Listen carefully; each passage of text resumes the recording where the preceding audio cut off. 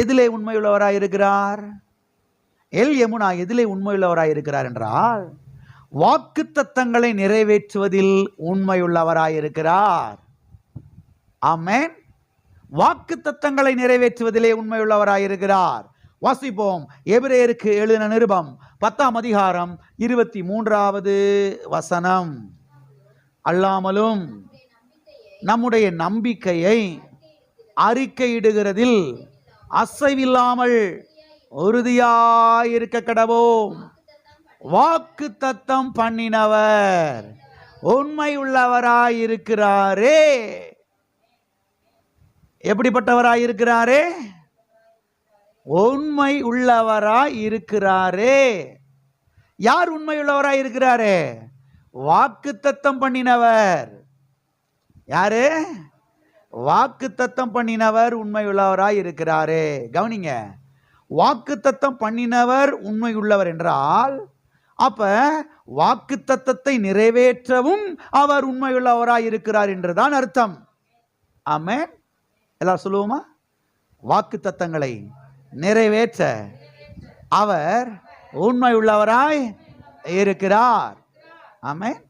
வாசிப்போம். எபிரேயர் 11ஆம் அதிகாரம் 11வது வசனம். விசுவாசத்தினாலே சாராளும் வாக்கு தத்தம் பண்ணினவர் உண்மையுள்ளவர் என்று எண்ணி கற்பம் தரிக்க பலனடைந்து வயது சென்றவளாயிருந்தும் பிள்ளை பெற்றாள். அடேங்கப்பா. சாராளை குறித்து இங்க வாசிக்கிறோம். ஆபிரகாமை குறித்து நிறைய வாசிக்கிறோம் இல்லையா? பழைய ஏற்பாட்டிலையும் புதிய ஏற்பாட்டிலையும். ஆனால் சாராளை குறித்து ஒரு சில இடங்களிலே வாசிக்கிறோம். அதுல ஒரு இடம் தான் இந்த இடம். சாராளும் வாக்கு தத்தம் பண்ணினவர் உண்மையுள்ளவர் என்று எண்ணி விசுவாசத்தினாலே கற்பம் தரித்து விசுவாசத்தினாலே பலனடைந்து விசுவாசத்தினாலே பிள்ளையை பெற்றாள். அந்த வார்த்தை அப்படி வரணும். விசுவாசத்தினாலே கற்பம் தரிக்க பலனடைந்து விசுவாசத்தினாலே பலனடைந்து விசுவாசத்தினாலே பிள்ளையை பெற்றாள். எத்தனை வயசுல? 90 வயசுல. அடேங்கப்பா.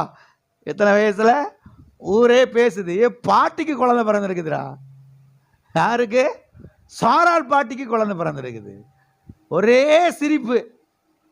ஈசாக்குனா சிரிப்புன்னு அர்த்தம், மகிழ்ச்சின்னு அர்த்தம், புன்னகைன்னு அர்த்தம். பாட்டிக்கு தாத்தாவுக்கு பிள்ளை பிறந்திருக்குதா? எப்படி கற்பந்திருக்க பலன் நடந்தா? வாக்கு தத்தம் பண்ணினவர் உண்மையுள்ளவர் என்று எண்ணி, வாக்கு தத்தம் பண்ணினவர் உண்மையுள்ளவர் என்று எண்ணி எண்ணி எண்ணி அதவே யோசிக்கிறா, அதவே சிந்திக்கிறா. கடைசியில் பார்த்தா கற்பம் தரிச்சிட்டா. பிள்ளை எப்படி பெத்தெடுக்கிறது? வயசான காலத்தில் 90 வயசுலாம் வாக்கு தத்தம் பண்ணினவர் உண்மையுள்ளவராச்சே. அப்ப பிள்ளை பெத்தெடுக்கிறதுக்கு சிவர் பலனை தருவாரே என்று பாருங்க. அவள் என்ன செய்தாள்? பலன் அடைந்தாள் என்று இங்கே நாம் பார்க்கிறோம். அப்ப கர்த்தர் யார் என்றால் அவர் வாக்குத்தத்தம் பண்ணினவர். வாக்குத்தத்தம் பண்ணினவர் உண்மையுள்ளவர். நம்முடைய தேவன் யார்? அவர் உண்மையுள்ளவர். எதிலே உண்மையுள்ளவர்? வாக்குத்தத்தத்தை நிறைவேற்றுவதிலே உண்மையுள்ளவர். ஹல்லேலூயா. வாக்குத்தத்தத்தை நிறைவேற்றுவதிலே உண்மையுள்ளவர். கர்த்தர் உங்களுக்கு கூட சில வாக்குத்தத்தங்களை கொடுத்திருக்கலாம். நான் சொல்றேன், உங்களுக்கு கொடுத்த வாக்குத்தத்தங்களை நிச்சயமாய் எல் யமுனா நிறைவேற்றி தருவார். ஹல்லேலூயா. சத்தியவேதத்திலே ஆபிரகாமை குறித்து நாம் பார்க்கிறோம். எல் யமுனா ஆபிரகாமுக்கு வாக்குத்தத்தங்களை கொடுத்தார். அதுல ஒரு வாக்குத்தத்தம் என்ன வாக்குத்தத்தம் என்றால், என்ன வாக்குத்தத்தத்தை கர்த்தர் அவனுக்கு கொடுத்தார் என்றால், பூமியில் உள்ள சகல ஜாதிகளும் உனக்குள் ஆசீர்வதிக்கப்படும் என்ற வாக்குத்தத்தத்தை கர்த்தர் கொடுத்தார். இன்னும் ஒரு பிள்ளை கூட பிறக்கல. ஆனா கர்த்தர் சொல்றாரு, பூமியில் உள்ள எப்பா உன் சந்ததி ஆசீர்வதிக்கப்படும் அப்படின்னா சரி, கடவுள் ஒரு குழந்தையை கொடுப்பாரு, ஏன் சந்ததியை கர்த்தர் ஆசீர்வதிப்பாரு அப்படின்றது புரியுது. பூமியில் இருக்கிற வம்சம் எல்லாம் அப்படின்னா எப்படி? பூமியில் இருக்கிற வம்சம் எல்லாம் ஓ மூலம் ஆசீர்வதிக்கப்படும் அப்படின்ற வாக்குத்தத்தத்தை கொடுக்கிறாரு. இப்ப கர்த்தர் இந்த வாக்குத்தத்தத்தை நிறைவேற்ற உண்மையுள்ளவராய் இருந்தாரா? நான் சொல்றேன், உண்மை உள்ளவராய் இருந்தார். உண்மையுள்ளவராய் இருக்கிறார். உண்மையுள்ளவராய் இருந்தார். எப்படி உண்மையுள்ளவராய் இருந்தார்? கவனிங்க. கர்த்தர் ஆபிரகாமுக்கு ஈசாக்கை கொடுத்தார். ஈசாக்குக்கு யாக்கோபை கொடுத்தார். யாக்கோபுக்கு 12 குமாரர்களை கொடுத்தார். இந்த 12 குமாரர்கள்ல ஒரு குமாரன் தான் யூதா. இந்த யூதா கோத்திரத்துல தான் தாவீது பிறந்தார். இந்த தாவீதின் சந்ததியில தான் இயேசு கிறிஸ்து பிறக்கிறார். யாரு பிறக்கிறார்? தாவீதின் சந்ததியிலே, தாவீதின் ஊரிலே, பெத்லகேமிலே இயேசு கிறிஸ்து பிறக்கிறார். இந்த யூதாவின் சந்ததியிலே தான் தேவகுமாரனாகிய இயேசு கிறிஸ்து பிறந்தார். கவனிங்க, இந்த இயேசு கிறிஸ்துவின் மூலமாய்த்தான் பூமியில் உள்ள சகல ஜாதிகளும் இன்றைக்கு ஆசீர்வதிக்கப்பட்டு கொண்டிருக்கிறது. ஆபிரகாமுக்கு கர்த்தர் கொடுத்த வாக்கு தத்தத்தை நிறைவேற்ற உண்மையுள்ளவராயிருக்கிறார். எத்தனை நூற்றாண்டுக்கு முன்பதாக கர்த்தர் வாக்கு பண்ணினார் ஆபிரகாமுக்கு, அதை நிறைவேற்றி கொடுத்தார். அப்ப கர்த்தர் யார் என்றால், எல் யமுனா யார் என்றால், வாக்கு தத்தங்களை நிறைவேற்றுவதிலே உண்மை உள்ளவராயிருக்கிறார். நான் சொல்லுகிறேன், இந்த மாலை வேளையிலே கர்த்தர் உங்களுக்கு சில வாக்கு தத்தங்களை கொடுத்திருக்கலாம். நிச்சயமாய் கர்த்தர் அதை நிறைவேற்றி தருவார். நிச்சயமாய் இது நிறைவேறும். எத்தனை வருஷங்கள் ஆனாலும், எத்தனை நூற்றாண்டுகள் ஆனாலும் நிச்சயமாய் அந்த வாக்கு தத்தங்களை அவர் நிறைவேற்றாமல் விடவே விட மாட்டார். ஆபிரகாம் நிறைவேற்றி கொடுத்தாரே, பூமியில் உள்ள வம்சங்கள் எல்லாம் உனக்குள் ஆசீர்வதிக்கப்படும் என்று சொல்லி அந்த வாக்கு தத்தத்தை எத்தனை நூற்றாண்டுகள் கழித்து அதை நிறைவேற்றி கொடுத்தார். எனவே எல் யமுனா யார் என்றால், அவர் வாக்கு தத்தங்களை நிறைவேற்றுவதிலே உண்மை உள்ளவராய் இருக்கிறார். கர்த்தர் உங்களுக்கும் கூட சில வாக்கு தத்தங்களை கொடுத்திருக்கலாம். அதை நிச்சயமாய் நிறைவேற்றுவார். நிறைவேற்றுவதிலே அவர் உண்மையுள்ளவராய் இருக்கிறார். அது மாத்திரமல்ல, வாக்கு தத்தத்தை கொடுத்து விட்டு அவர் மாறிவிடாமலும் அவர் பெசகாமலும் இருக்கிறார் என்று சத்தியவேதம் நமக்கு தெளிவாய் சொல்லுகிறது. அருமையானவர்களை கவனியுங்கள். வாக்கு தத்தங்களை கொடுத்து விட்டு மனிதர்கள் மாறிவிடலாம், மனிதர்கள் மறந்து விடலாம். ஆனால் கர்த்தர் மறக்கவும் மாட்டாரு, மாறவும் மாட்டாரு. அவர் நிச்சயமாய் அந்த வாக்கு தத்தத்தை செய்வார், நிறைவேற்றுவார். அது மாத்திரமல்ல, மனிதர்கள் பொய் சொல்லலாம், ஆனால் கர்த்தரோ ஒரு நாள் என்ன செய்ய மாட்டார், பொய் சொல்ல மாட்டார். அவர் ஒன்றை சொல்லிவிட்டார் என்றால் அதை நிறைவேற்றாமல் விட மாட்டார். நான் என் வாழ்க்கையில் அனுபவிச்சிருக்கிறேன் பாருங்க,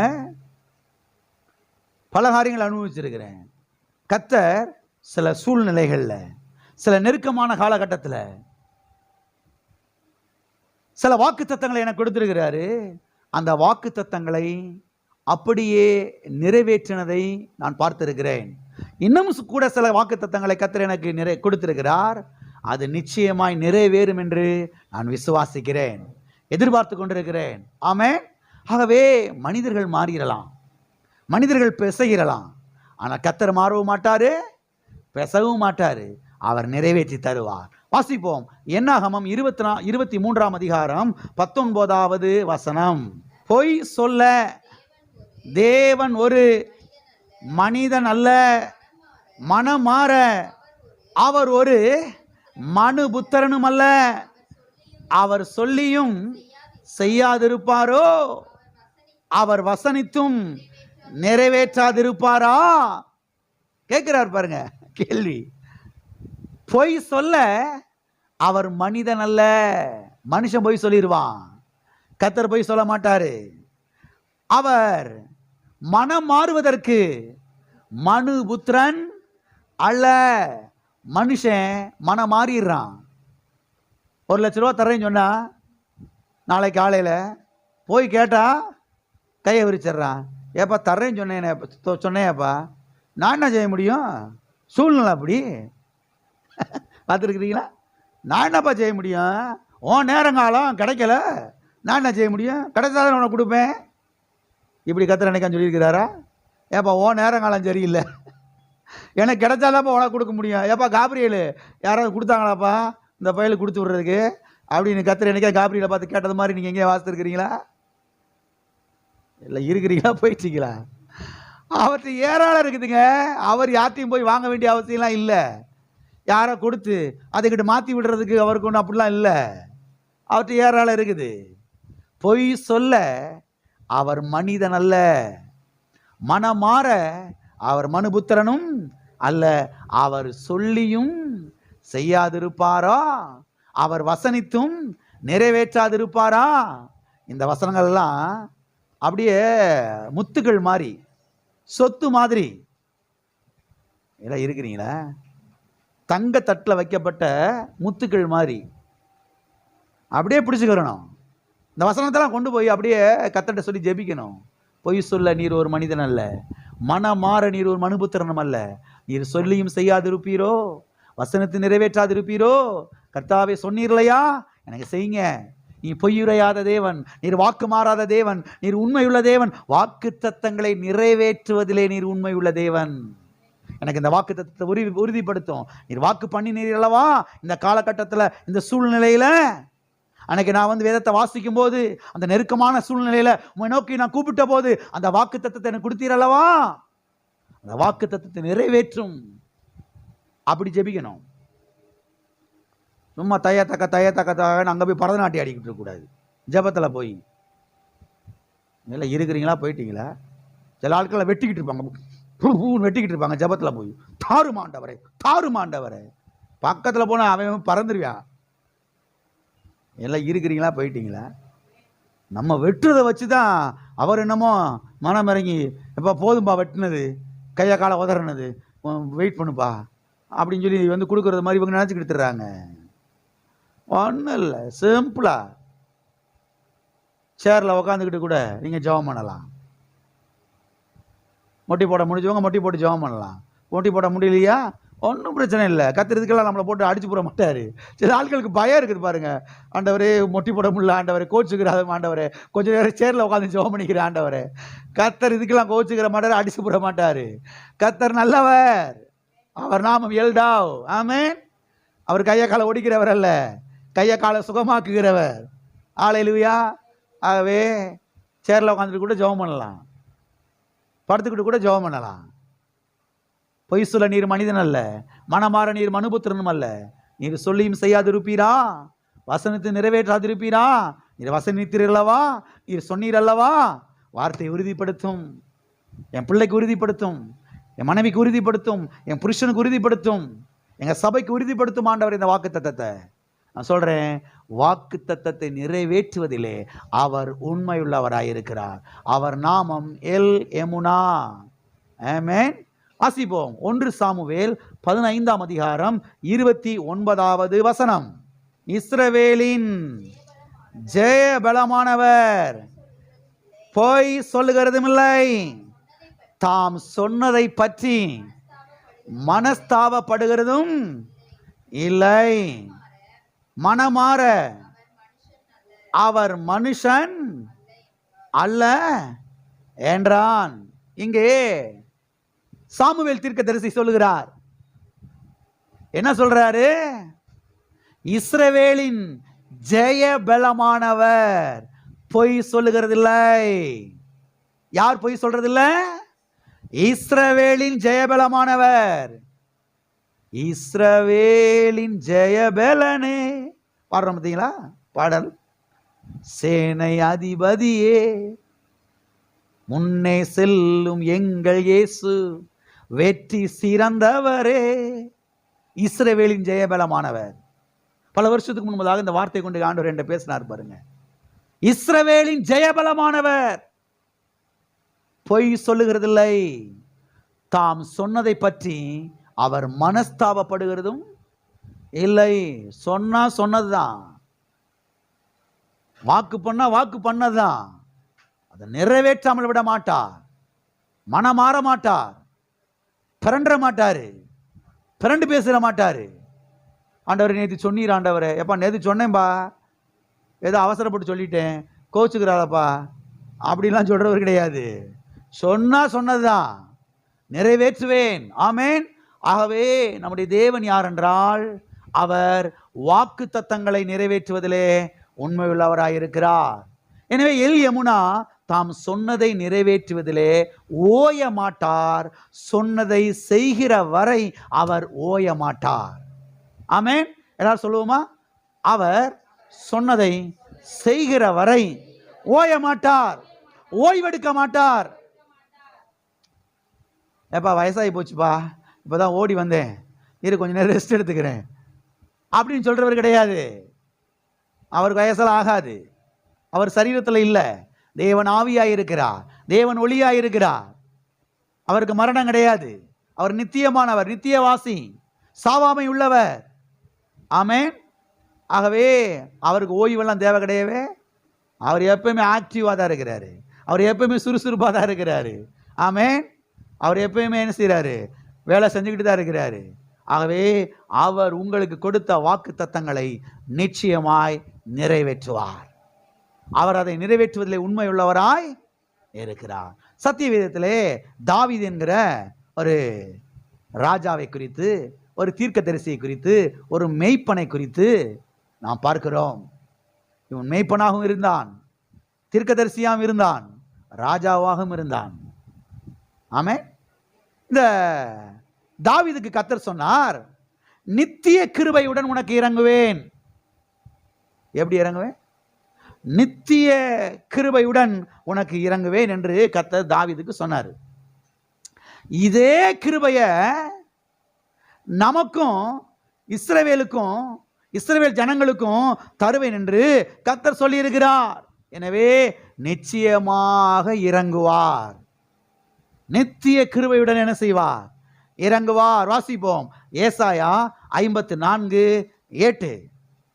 அற்பகால மூண்ட கோபத்தினால் என் முகத்தை இமைப்பொழுது உனக்கு மறைத்தேன், ஆனாலும் நித்திய கிருபையுடன் உனக்கு இறங்குவேன் என்று கர்த்தராகிய உன் மீட்பர் சொல்லுகிறார். யார் சொல்றா? கர்த்தராகிய மீட்பர் சொல்லுகிறார். என்ன சொல்றாரு? நித்திய கிருபையுடன் உனக்கு இறங்குவேன். பக்கத்தில் கைப்பட்டு சொல்லுங்க. நித்திய கிருபையுடன் கர்த்தர் எனக்கு இறங்குகிறார். வாசிங்க. ஏசாயா 55:3. உங்கள் செவியை சாய்த்து என்னிடத்தில் வாருங்கள், கேளுங்கள், அப்பொழுது உங்கள் ஆத்துமா பிழைக்கும். தாவீதுக்கு அருளின நிச்சயமான கிருபைகளை உங்களுக்கு நித்திய உடன்படிக்கையாக ஏற்படுத்துவேன். தாவீதுக்கு அருளின நிச்சயமான கிருபை, நித்தியமான கிருபையை அதனாலே உங்களுக்கு இறங்குவேன் என்று இஸ்ரவேல் ஜனங்களுக்கு கர்த்தர் சொல்லுகிறார். வாசிப்போம். அப்போஸ்தலர் 13:34. இனி அவர் அழிவுக்கு உட்படாத படிக்கு அவரை மரித்தோரிலிருந்து எழுப்பினார் என்பதை குறித்து தாவீதுக்கு அருளின நிச்சயமான கிருபைகளை உங்களுக்கு கட்டளையிடுவேன் என்று திருவுளம் பற்றினார். தாவீதுக்கு அருளின நிச்சயமான கிருபை, நித்தியமான கிருபையை உங்களுக்கு கட்டளையிடுவேன் என்று திருவுளம் பற்றினார், சொன்னார், உரைத்தார், பேசினார். எனவே கர்த்தர் யார் என்றால், வாக்கு தத்தங்களை நிறைவேற்றுவதிலே உண்மையுள்ளவர். அவர் சொல்லியிருக்கிறார், நிச்சயமான கிருபையினாலே உனக்கு இறங்குவேன்.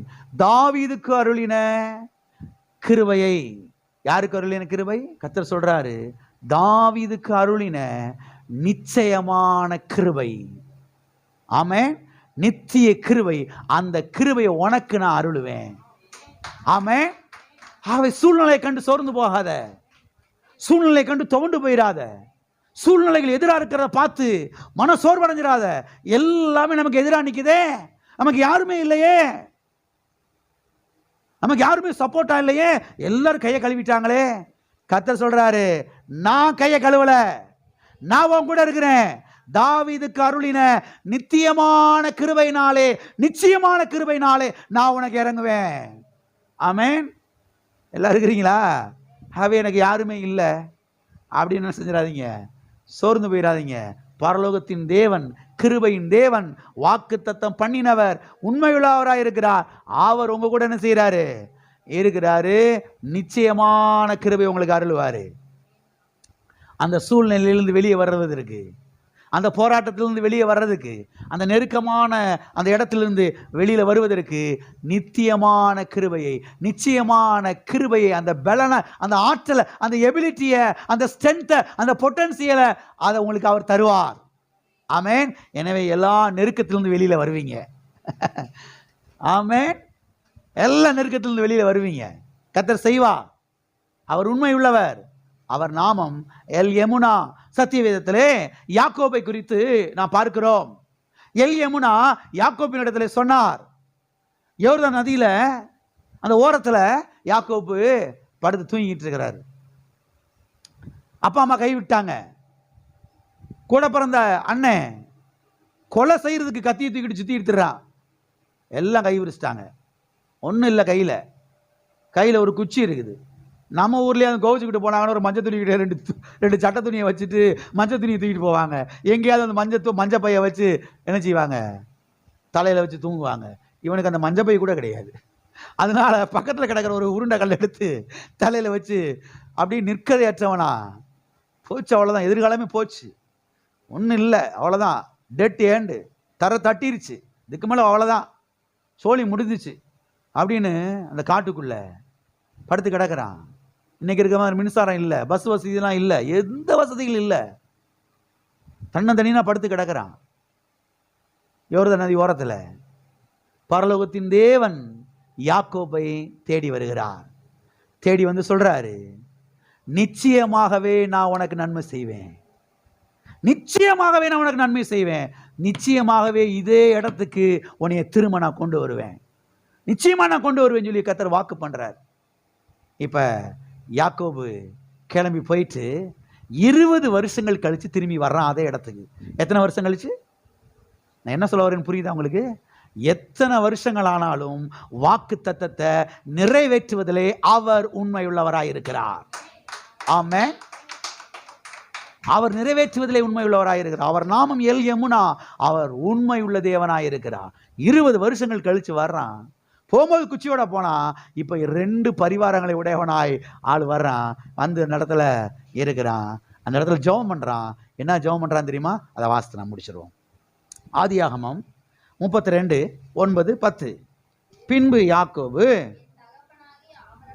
என் தகப்பனாகிய ஆபிரகாமின் தேவனும் என் தகப்பனாகிய ஈசாக்கின் தேவனுமா இருக்கிறவரே, உன் தேசத்துக்கும் உன் இனத்தாரிடத்திற்கும் திரும்பி போ, உனக்கு நன்மை செய்வேன் என்று என்னுடனே சொல்லி இருக்கிற கர்த்தாவே, அடியேனுக்கு தேவரீர் காண்பித்த எல்லா தயவுக்கும் எல்லா சத்தியத்துக்கும் நான் எவ்வளவு வேணும் பாத்திரன் அல்ல, நான் கோலும் கையுமாய் இந்த யோர்தானை கடந்து போனேன். இப்பொழுது இவ்விரண்டு பரிவாரங்களை உடையவனாய் ஆனேன். வாக்குத்தத்தத்தை பிடிச்சுக்கிட்டான் பாருங்க. சொல்றான் பாருங்க, மெய்யாகவே நன்மை செய்வேன் சொன்னீரே 20 வருஷத்துக்கு முன்னதாக இதே இடத்துல. திரும்பி போ சொன்னீங்களே ஆண்டவரே, நீர் சொன்ன வாக்குத்தத்தத்தை நம்பி நான் திரும்பி வந்திருக்கிறேன். இந்த சூழ்நிலையில எங்க அண்ணன் 400 பேரோட திரண்டு வந்து என்னை கொலை செய்ய அங்க வந்துகிட்டு இருக்கான், பிளான் பண்ணிக்கிட்டு இருக்கிறான். நீ சொன்ன வாக்குத்தத்தத்தை உமக்கு நினைப்பூட்டுகிறேன். மெய்யாகவே நன்மை செய்வேன் சொன்னீரே, திரும்பி போ என்று சொன்னீரே.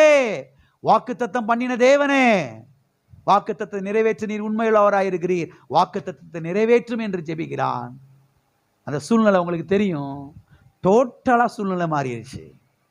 400 பேரோட கத்தியை தூக்கிட்டு கொலை செய்யறதுக்கு வந்துகிட்டு இருக்கவே ஓடி வந்து கட்டி பிடிச்சு அழுதுகிட்டு இருக்கான். ஆச்சரியமா இருக்குது பாருங்க. டே யாக்கோப்பு, எங்கடா போன 20 வருஷம் கழிச்சு வந்திருக்கேடா, நல்லா இருக்கியாடா, இதெல்லாம் யாரா, என் மனைவி இது யாரா, இது அடுத்த மனைவி இது யாரா, என் பிள்ளை குட்டி இது யாரா, சொத்து பத்து, கண்ணு கலைஞ்சு அழுகுறாங்க. காட்டுக்குள்ள வனாந்தரத்துல இருந்து ஓடு கத்தி அழுகுறாங்க. கர்த்தர் சூழ்நிலை அப்படியே மாத்துறாரு பாருங்க. வாக்குத்தத்தம் பண்ணினவர் உண்மை உள்ளவர், அவர் நாமம் எல் யமுனா, அவர் வாக்குத்தத்தத்தை நிறைவேற்றுவதிலே உண்மை உள்ளவராய் இருக்கிறார். நான் சொல்லுகிறேன், உங்களுக்கு பண்ணின, உங்களுக்கு கொடுத்த அந்த வாக்குத்தத்தத்தை நிச்சயமாய் நிறைவேற்றுவார். ஹல்லேலூயா. எல்லாரும் எழும்பி நிற்போம், நாம் ஜெபிப்போம். அடுத்த வாரத்தில் இன்னும் சில காரியங்களை நாம் தொடர்ந்து பார்க்கலாம். எல் யமுனா, எதிலே அவர் உண்மையுள்ளவராக இருக்கிறார். ஹல்லேலூயா. எத்தனை வருஷங்கள் ஆனாலும் அவர் வாக்குத்தத்தத்தை நிறைவேற்றாமல் விடமாட்டார். அவர் உங்க பிள்ளைங்களுடைய வாழ்க்கையில் அந்த வாக்குத்தத்தத்தை நிறைவேற்றுவார். உங்க பேர பிள்ளைங்களுடைய வாழ்க்கையில் அந்த வாக்குத்தத்தத்தை நிறைவேற்றுவார். பொய் சொல்ல அவர் மனிதன் அல்ல, மனமாற அவர் மனுபுத்திரன் அல்ல. அவர் சொல்லியும் செய்யாதிருப்பாரா? அவர் வசனித்து நிறைவேற்றாதிருப்பாரா? இஸ்ரவேலின் ஜெயபலமானவர் பொய் சொல்லுகிறதில்லை. நிச்சயமான கிருபையினாலே உனக்கு நான் இறங்குவேன். ஆபிரகாமுக்கு பல நூற்றாண்டுகளுக்கு முன்பதாக வாக்குத்தத்தத்தை சொன்னார், வாக்குத்தத்தம் பண்ணாரு. அதை அப்படியே நிறைவேற்றி கொடுத்தார். பூமியில் உள்ள வம்சங்கள் எல்லாம் இன்றைக்கு ஆசீர்வதிக்கப்பட்டிருக்கிறது, ஆசீர்வதிக்கப்பட்டு கொண்டிருக்கிறது. யாக்கோபுக்கு சொன்னார் வாக்குத்தத்தத்தை கொடுத்தார் யாக்கோபுக்கு. அது 20 வருஷங்கள் கழித்து கூட நிறைவேற்றி கொடுத்தார். கர்த்தர் உங்களுக்கு கொடுத்த வாக்குத்தத்தத்தை எத்தனை வருஷங்கள் ஆனாலும் நிறைவேற்றாமல் விட மாட்டார், நிறைவேற்றுவார். ஜெபத்தில் போய் ஓன் கத்தாதீங்க, அலறாதீங்க, பிசாசை உயர்த்தி பேசாதீங்க. வாக்குத்தத்தத்தை பேசுங்கள். அவருடைய கல்வாரி பாடுகளை உயர்த்தி பேசுங்கள், அவருடைய இரத்தத்தை உயர்த்தி பேசுங்கள், அவருடைய காயத்தை உயர்த்தி பேசுங்கள், அவர் தலையில் ஏற்றுக்கொண்ட முள்முடியை உயர்த்தி பேசுங்கள். வாழ்ந்து சுகமாயிருப்பீர்கள். அவர் நாமம் எல் யமுனா.